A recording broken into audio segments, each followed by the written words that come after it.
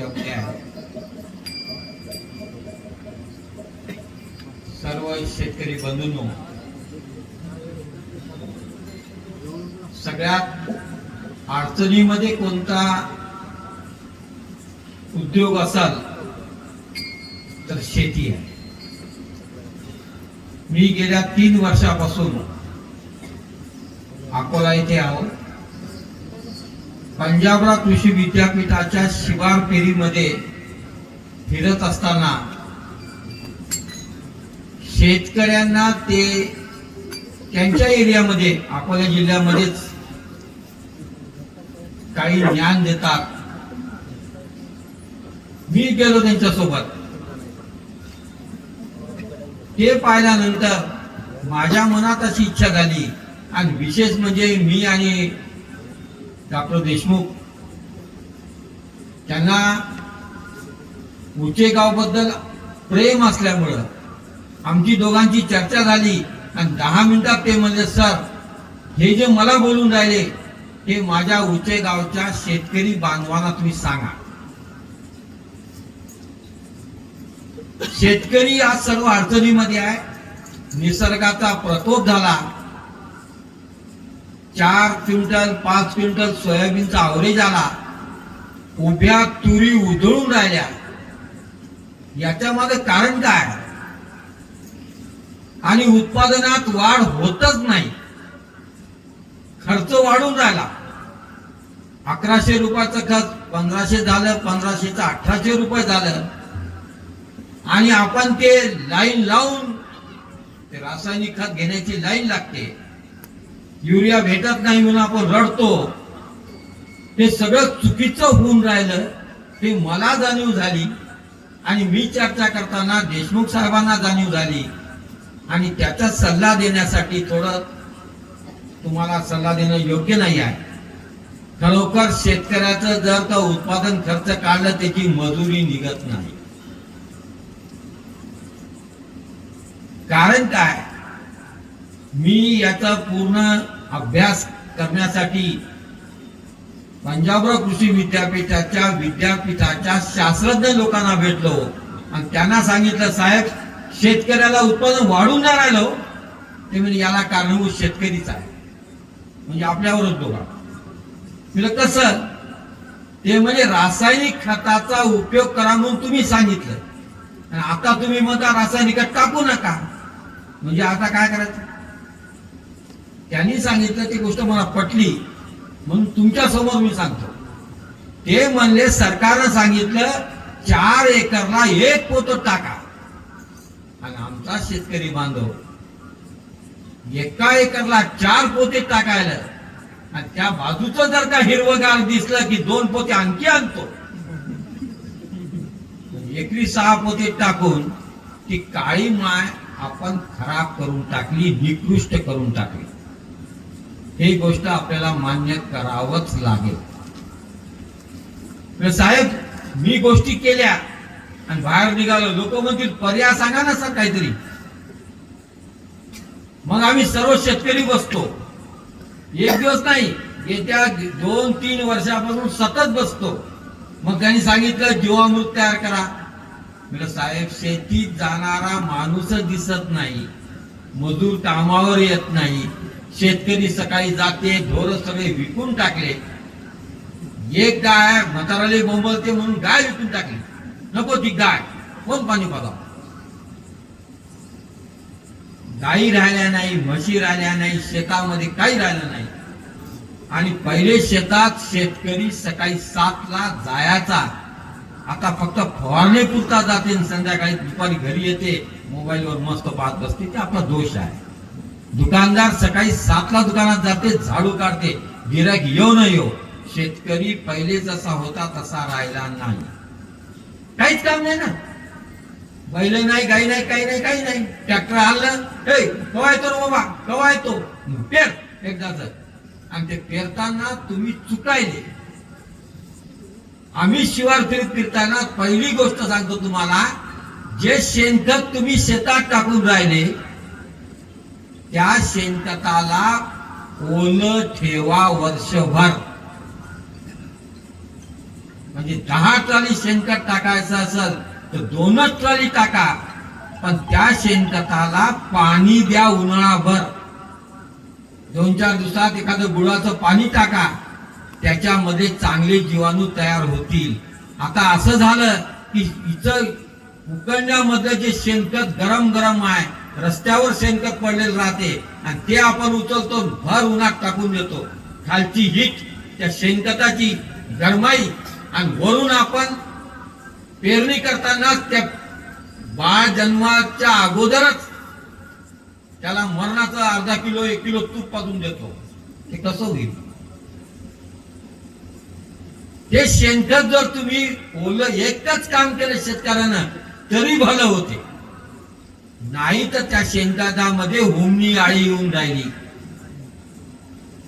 आणि ती हुमणी आळी उसाला घातक आहे, केळीला घातक आहे, सगळ्याला घातक आहे. त्या हुमणी आळीचं प्रमाण वाढण्याचं एकमेव कारण पहिलं आहे, शेणखताला उन्हाळ्यामध्ये पाणी टाकलं नाही. त्याच्यामध्ये जे जंतू पाहिजे ते जंतू उगत राहत नाही, आणि जे जंतू नको शेतात ते जंतू जन्माला येऊन राहिले. पहिली गोष्ट लक्षात ठेवा, आपल्या घराजवळ जर शेणखत आपल्या शेतात टाकायचं आहे तर त्या शेणखतामध्ये आपल्याला उन्हाळ्यात पाणी टाकावं लागेल. आता काही गरज नाही, हिवाळा पावसाळा काही गरज नाही, पण भर उन्हामध्ये त्याला झाकून टाका. ते चहापत्तीसारखं असं मस्त होऊन जाईल. आणि डिकम्पोज विकत मिळते. फक्त एका व्यक्तीनं 200 रुपयाचं 1 लिटर डिकम्पोज पंजाबराव कृषी विद्यापीठातून आणायचं, 200 लिटर पाण्यात टाकायचं आणि ते पाणी सगळ्या लोकांना द्या. सगळ्या लोकांच्या घरी फक्त त्याच्यात गुळ टाकायचा आणि प्रत्येकानं डिकम्पोज तयार करायचं. पैसे लागत नाही. हे करायची तयारी कोणाची नाही, हे करावं लागत. दुसरी गोष्ट लक्षात घ्या की आपल्या शेतात आपण रासायनिक खत टाकलं नाही तर उगल कसं, कमी केल्यावर काय होईल, या भ्रमात राहू नका.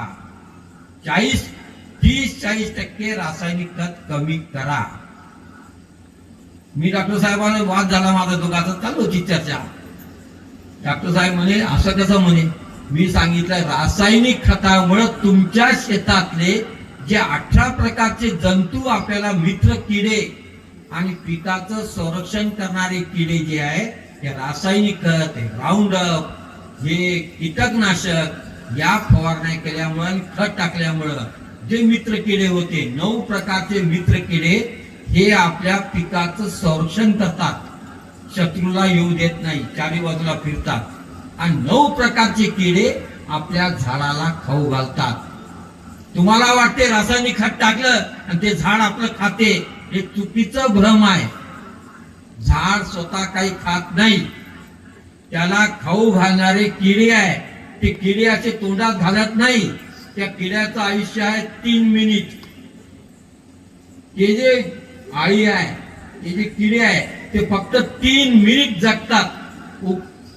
प्रचंड येतात ते.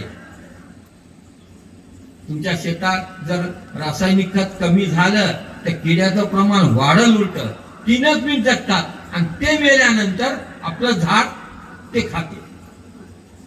ही प्रक्रिया आहे. जुन्या काळात कोणतं रासायनिक खत नव्हतं, काही नव्हतं. आपल्या आजोबांना विचारा, 10 गाड्या कापूस आणला, 20 गाड्या आणल्या, फवारणी नाही, काहीच नाही. ते दिवस पुन्हा येऊ शकतात. नाराज होऊ नका, दुःखी होऊ नका. ही काळाची गरज आहे. महाराजांना क्षमा मागतो, परंतु काळाची गरज आहे. जनजागृती शेतकऱ्यामध्ये करावी लागेल. आणि ही जाणीव डॉक्टर साहेबांना होती, आमच्या देशमुख साहेबांना होती, म्हणून इथपर्यंत आलो. मी तर प्रत्येक गावात जातो, मंदिरांमध्ये बसतो. शेतकरी भेटला, बाबा काय त्या खताला पाणी टाक रे, मी सांगतो. कारण जे पेन्शन आहे, आता उरलेलं आयुष्य आहे, समाजकार्यासाठी द्यायचं आहे. खरं जे उद्योग गभ्याला आला, ते तरुण पोरग जाते, बाप म्हणते जाय शेतात. काय पडलं हो ते शेतात? 10,000ची नोकरी गेली राजा, पैसे भेटते, काहीच भेटत नाही. खरी गोष्ट आहे. पण शेतकरी जर शेतात गेला नाही, पिकवलं नाही, तर आज 3,000 रुपये क्विंटल गहू आहे, उद्या 20,000 रुपये क्विंटल गहू होईल. परंतु शेतकऱ्यांनो आणखी एक उपाय सांगतो, सोपा साधा. मी काय प्रचार करायसाठी आलो नाही, पण पंजाबराव कृषी विद्यापीठात माझी तळमळ पाहून असाच एक शेतकरी बसून होता. साहेब साहेब असं एखादं नाही का हो काही प्रोडक्ट की ज्याच्यामुळे शेतकऱ्यांचं उत्पादन खर्च कमी होईल आणि उत्पन्न वाढल. कारण माझी एक इमेज आहे, माझी इमेज आहे. मी जर कोणाला सांगितलं माझ्या पुसदमध्ये माझं लोक ऐकतात, पण उद्या जर उत्पादन खर्च कमी झाला, उत्पादन नाही आलं, लोक म्हणतील का हो सर तुम्ही तर बसवलं आम्हाला. शेतकऱ्याला फसवणारे लोक झाले म्हणलं. मग त्यांनी सांगितलं तुम्ही रासायनिक खत कमी केलं, घाबरून जाऊ नका. मी डॉक्टर साहेबांना म्हणलं खंडाळा घाटातलं जे सागवान आहे त्या सागवानला कोण पाणी टाकते हो, कोण खत टाकते, काय आहे का त्याची निगा?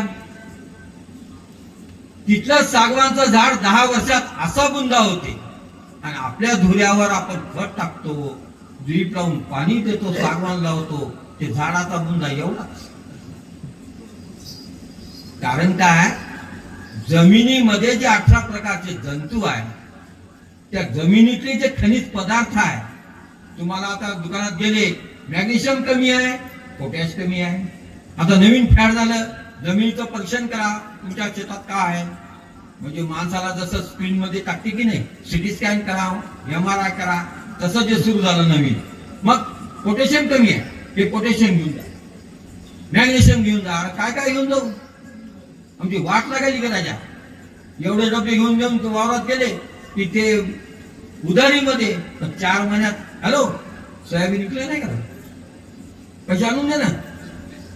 नाही द्यावं तर हरभरा कोण पेराव, त्याला खोत करून द्यावा. हे चक्र आपण बंद करायचं आहे. मी तुमच्या सोबत आहो, मी येतो इथं. आणि मग त्या माणसानं सांगितलं तुमची तळमळ साहेब म्हणे तुम्हाला एक औषध सांगू का, मला सांगा. त्यानं एक व्हिडिओ मला पाठवला आणि एक फोटो दिला, मल्टीप्लायर नावाचं औषध.